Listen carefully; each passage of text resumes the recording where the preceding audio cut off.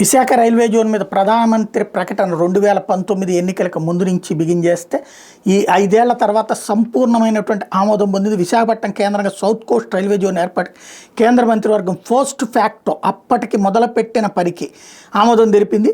ప్రధాని మోడీ అధ్యక్షతన శుక్రవారం జరిగిన కేంద్ర మంత్రివర్గ సమావేశంలో ఏపీ పునర్వ్యవస్థీకరణ చట్టం 2014 ప్రకారం విశాఖ కేంద్రంగా సౌత్ కోస్ట్ రైల్వే జోన్ మీద చర్చించి ఆమోదం తెలిపారు. వాల్తేరు డివిజన్ పేరును విశాఖపట్నం రైల్వే డివిజన్గా మార్చేందుకు కూడా కేంద్ర కేబినెట్ ఆమోదం తెలిపింది.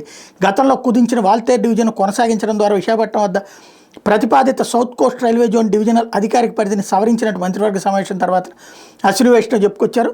వాల్తేరు డివిజన్లో భాగమైనటువంటి Palasa, Visakhapatnam, Duvvada, Kuneru, Vizianagaram, Naupada junction, Parlakhemundi, Bobbili junction, Saluru, Simhachalam north, Duvvada bypass, Vadlapudi, Duvvada, Visakha steel plant, Jaggayyapalem సుమారు 410 కిలోమీటర్ల విభాగాలు సౌత్ కోస్ట్ రైల్వే కింద విశాఖ డివిజన్లో కొనసాగుతాయి. ఇప్పటివరకు వాల్తేరు డివిజన్లో భాగమైన కొత్త వలస, బరేలి, కూనేరు, తేరువలి జంక్షన్, సింగాపూర్ రోడ్, కోరాపుట్, పర్లాకిమిడి, గన్పూర్ 680 కిలోమీటర్ల విభాగాలు ఈస్ట్ కోస్ట్ రైల్వే పరిధిలో రాయగఢ ప్రధాన కేంద్రంగా ఏర్పడుతున్నటువంటి రాయగఢ్ డివిజన్లోకి వెళ్ళబోతున్నాయి.